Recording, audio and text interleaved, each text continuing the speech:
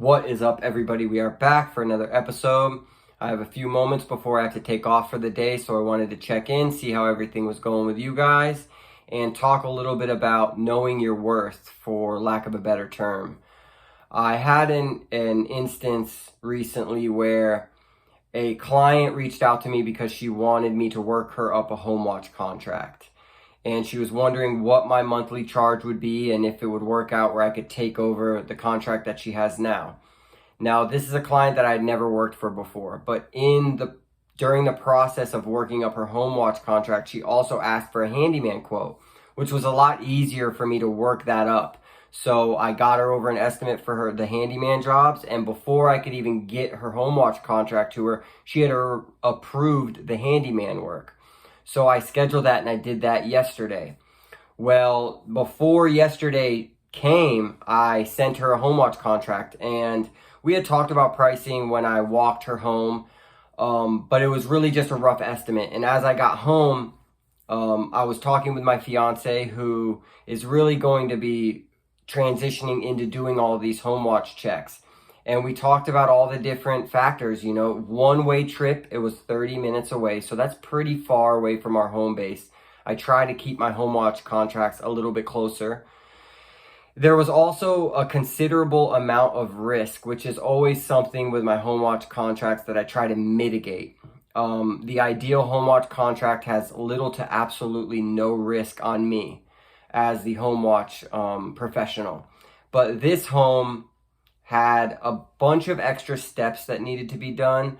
And it also had some considerable risk because this client wanted her car drove around the block each visit, or two times a month.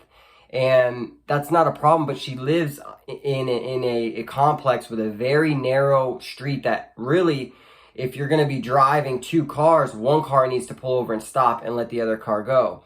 And on top of that, she has literally 1 inch on each side of her mirrors to get in and out of the garage. So this was going to be something that I needed to come and do twice a month because my fiance didn't feel completely comfortable with it yet. And it posed a considerable amount of risk for us. It changed the scope of the work. So we worked up a contract. I got that over to her, and she denied it. She said, this is, more than what we had talked about before. I will not be moving forward with this contract. And I said, I completely understand. My services are a bit higher than my competition because of the knowledge that I have, because of the ability to complete repairs if something does go wrong in our network, and the ability and the training that I have and that my fiance has to detect these things. We're handymen and a handy woman. We know what we're looking for. So that kind of is my reasoning for having my prices just a little bit higher than my competition. And on top of that, it was an hour round trip for us to this home. And I don't have any other home watch contracts in that area. So the price was the price. And I was a little nervous as I was going over there yesterday because I was like, I wonder, if she's going to say anything about that, because I'm here to do the handyman projects, but she wasn't very happy with my home watch contract, but that's the name of the game sometimes. So I got over to her house and started working, and everything was going great. She was being really awesome and nice about it. And it came to the point of the conversation where the home watch contract was brought up, and she said, hey, I told you, no worries. And when I said no worries, I meant no worries. She said, I even gave your number out to a couple other people that are looking for home watch contracts and that need a handyman. And that was a real important part of the story, because not only did I give her a price that she was not happy with, but she liked and respected my services so much that she went out and told other people. And the good part of the story is, do you think that she went and told them that I was the cheapest home watch on the block? No way. She probably told them, hey, he's a little bit more expensive, but the guy does what he says he's going to do. He knows what he's talking about. And when he shows up, he's ready to do and has the things he needs to do what he needs to do.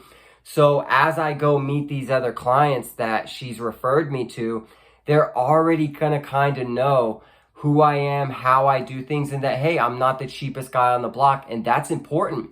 And I got a phone call from one of them actually last week before all this came about, so I'm excited to meet her and see how that goes. But I really wanted to put that out there today because I don't think I know for myself, at least in business, especially in times when we're slow, we're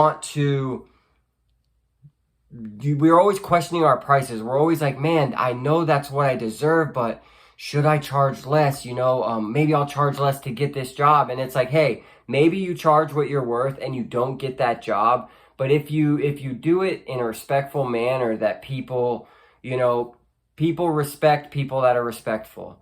So the moral of the story is, hey, know your worth, do your numbers, find out what you need, and then charge that. And just because someone says no does not mean that they're not going to refer you or use your services in the future. So like always, like this video so other people can find it. Leave me a comment of a time that you had to charge what you're worth and maybe the client said yes or maybe the client said no and then called you back and ended up hiring you anyway. So I'd love to hear that story. And like always, subscribe, click that button. We're almost to 200. Thank you.